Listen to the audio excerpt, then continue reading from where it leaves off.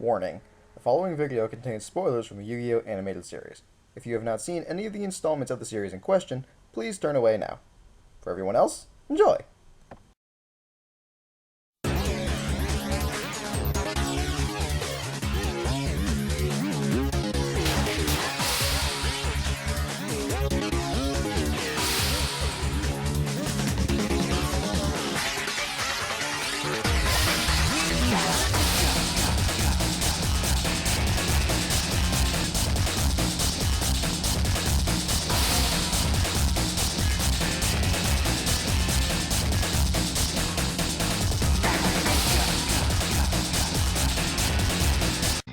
It's time to do.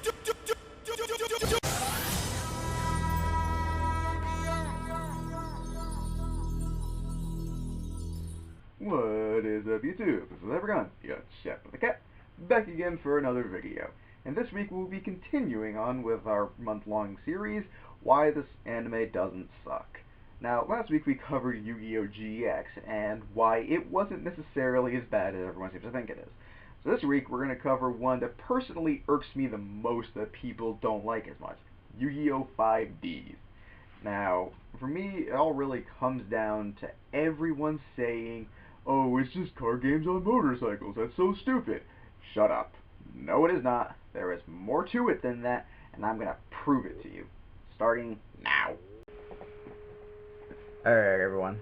Sit back and get ready for this, because I have thoughts and opinions on this one. I don't give a damn who I offend with this. So, 5Ds for the longest time was actually my favorite series.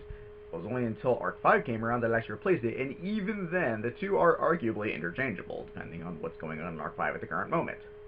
However, this has created a strong bias in me where I cannot stand these words. "Oh, it's just card games on motorcycles. It can't be that good. It's such a stupid premise. Why would anyone ever do that? Blah, blah, blah, blah. Crap!" That is the stupidest opinion I've ever heard in my life, and it is completely biased bullshit. Now, for those of you guys wondering, yes, they do in fact ride motorcycles on about 90% of their duels. Does this take away from it? No! It in no way takes away from the action that we are seeing on screen while they are dueling. If anything, I think it adds a little bit of an edge to it. Not just because, oh, they're on motorcycles, but there's an actual element of danger outside of just, Shadow Realm or whatever crap they decide to throw into it. For those of you guys who aren't aware, the original manga series actually did not involve the Shadow Realm. That wasn't even a concept. People's minds weren't banished, they died. That duel that Yugi had against the other Dark Magician user, yeah, that wasn't an energy saw made of dark magic. No, that was an actual buzzsaw that threatened to cut their legs off. Yeah, that was what the original was. So the fact that they decided to add an element of danger where they can, die, does make it feel a little bit more real. And it's not even when they're facing against the really dangerous people. It's just in general. Have you guys ever seen a motorcycle crash? Those things are kind of devastating. And they do happen. There are plenty of times when characters have been hospitalized because of a motorcycle crash. And it does let you realize, oh, there are actual risks here. It's not just for free. On top of that, there's a little thing I mentioned that was a redeeming quality back in GX that I'm going to reference again. You guys may remember this. It's called character development. Yes, this plays a very heavy role in 5Ds, as arguably it has the most character growth out of any Yu-Gi-Oh! Series I have ever seen. With the exception of Yusei and Crow, who really are exactly the same by the end of it. However, most of the other characters, namely Jack, the twins, and especially Akiza, go through some massive character growth. More than I tend to see in any other anime, let alone Yu-Gi-Oh! Series. It's just ridiculous what these characters change in.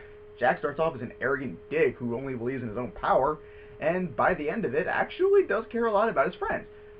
Kind of like Vegeta if, by the end of it he gave a damn about anyone other than himself and Goku. Or the twins, who actually kind of have gained some confidence in themselves. Leo didn't really have too much confidence until he ended up becoming the sixth signer, which no one saw coming. Well, arguably. And Luna ended up gaining a lot of confidence in herself too. Originally, she was having Leo duel in her place because she was so shy and timid, but by the end of it, she was more than willing to stand up for what she knew was right.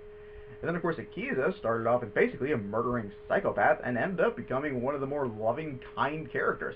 Hell, she went on to be a doctor. What does that tell you? And on top of that, the dueling is intense.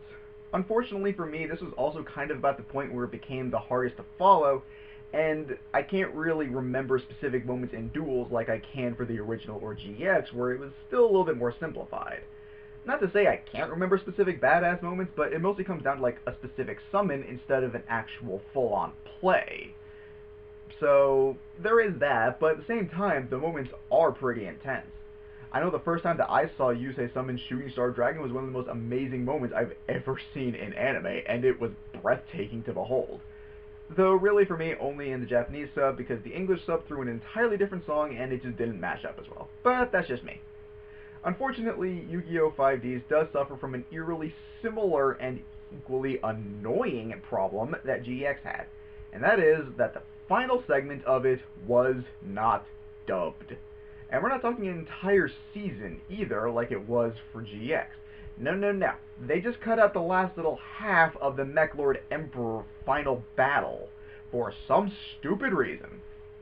That reason?